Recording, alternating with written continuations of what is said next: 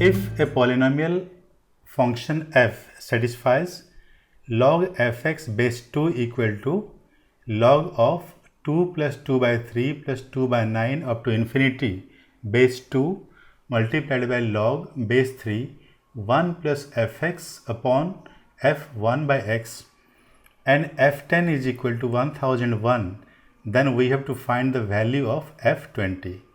चलिए इसको सॉल्व करते हैं। देखिए क्या दिया है, सबसे पहले इसको देख लीजिए, ठीक है। log fx base 2 is equal to log base 2।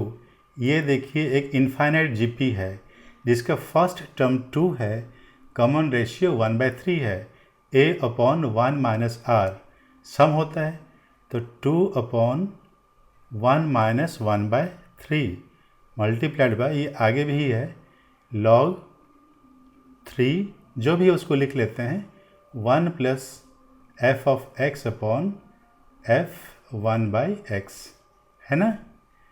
अब सिंप्लीफाई करते हैं।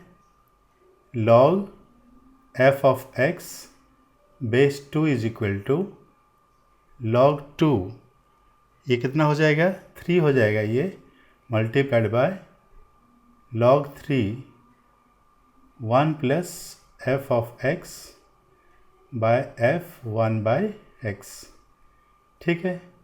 तो log f of x base 2 is equal to, ये log का रूल फॉलो करते हैं, ये हो जाएगा log,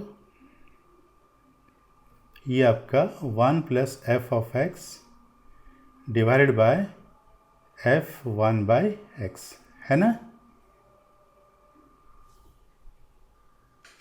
तो ये स्टेप के बाद log 2 कैंसिल हो गया, f of x is equal to 1 plus f of x upon f1 by x, ठीक है।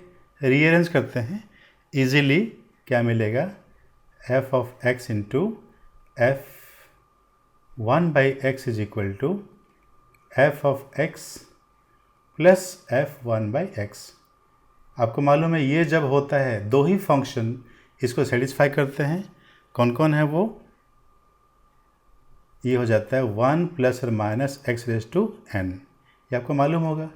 अब दिया है f of 10 is equal to 1001, f of 10 कितना हो जाएगा, x के लिए 10 पुट कर दीजिए, तो 1 प्लस और minus 10 raise to n is equal to 1001।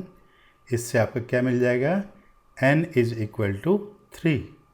तो क्या निकालना है, f20, तो f20 इज इक्वल टू, यहाँ पुट कर दीजिए, ये आपका 1 plus 20 raise to 3 is equal to 8001, है ना।